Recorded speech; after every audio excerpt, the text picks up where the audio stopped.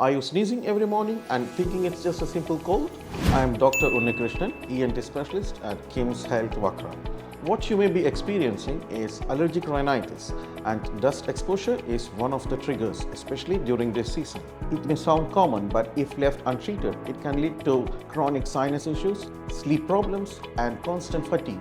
The good news is, with the right care and some preventive steps, we can control it effectively. So, if these symptoms are troubling you often, don't ignore them. Consult an ENT specialist early for proper evaluation and management.